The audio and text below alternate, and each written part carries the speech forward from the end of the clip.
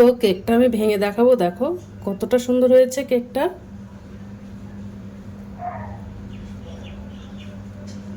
আর নরম স্পঞ্জ মতো হয়েছে। এই কেকটা চায়ের সঙ্গে খেতে কিন্তু দুর্দান্ত লাগে।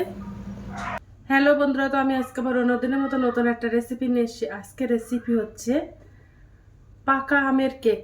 তো চলো শুরু করি আমি এই রেসিপিটা। এই কেকটা বানানোর জন্য দেখো আমি পাকা আম দুটো নিয়ে নিয়েছি। এবার ভালো করে পরিষ্কার করে ছিলে কেটে নেব। আমগুলো দেখো ছোট পিস পিস করে কেটে নিয়েছি। এবার আমি আমগুলো মিক্সার গ্রাইন্ডারে দিয়ে মিক্সার করে নেব।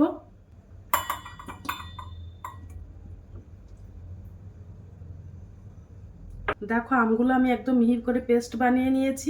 তো কেকের জন্য দেখো আমি হাফ বাটি চিনি নিয়ে নিয়েছি। এবার চিনিটা আমি মিক্সার গ্রাইন্ডারে দিয়ে গুঁড়ো করে নেব।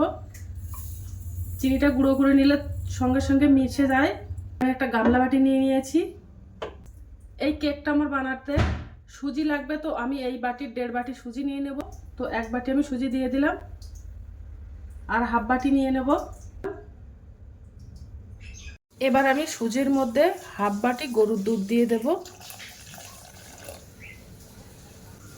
দিয়ে ভালো করে মিশিয়ে নেব।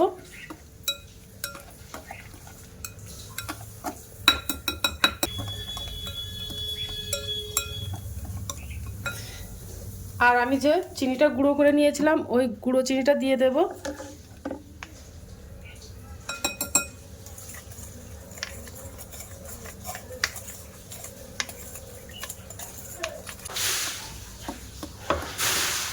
এবার আমি ওর মধ্যে সামান্য পরিমাণে একটু লবণ দিয়ে দেব।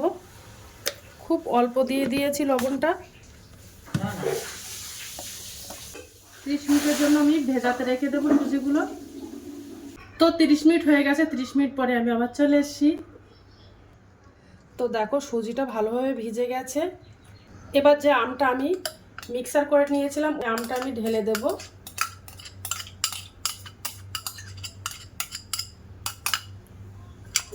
দিয়ে ভালো করে সুজির সঙ্গে মিশিয়ে নেব।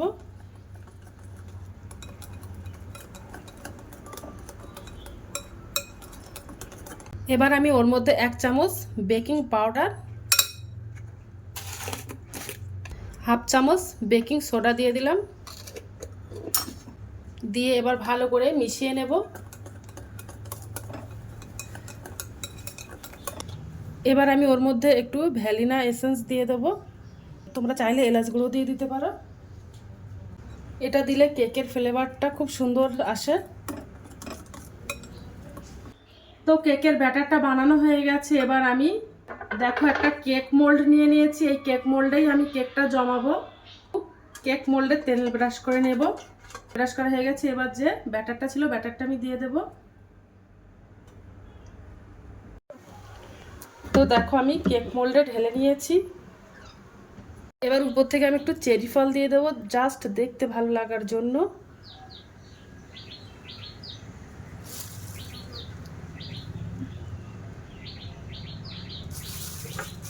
এবার আমি কেকটা হিট দিয়ে নেব। তো দেখো উনানে আমি একটা কড়াই দিয়ে দিয়েছি। এবার আমি কড়াইয়ের মধ্যে এই কেক মোল্ডটা বসিয়ে দেব। আমি একটা ঢাকনা চাপা দিয়ে দেব। এবার আমি 30 মিনিটের জন্য হিট দেব। তারপরে তোমাদেরকে দেখাবো যে কেমন হয়েছে। তো দেখো 30 মিনিট হয়ে গেছে। আমি 30 মিনিট পরে চলে এসেছি। তো কেকটা হয়েছে কিনা কি করে বুঝবো, তার একটা দেখো কাঠি নিয়ে নিয়েছি কিনা। দেখো কাঠির গায়ে লেগে যাচ্ছে কিনা। কাঠির গায়ে লাগছে না, তার মানে আমার কেকটা হয়ে গেছে। তা দেখো কত সুন্দর দেখতে লাগছে কেকটা।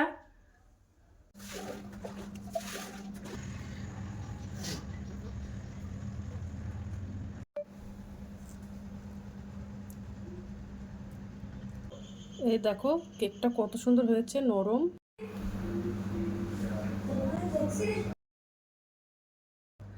তো দেখো কেকটা বানানো হয়ে গেছে, কত সুন্দর দেখতে লাগছে।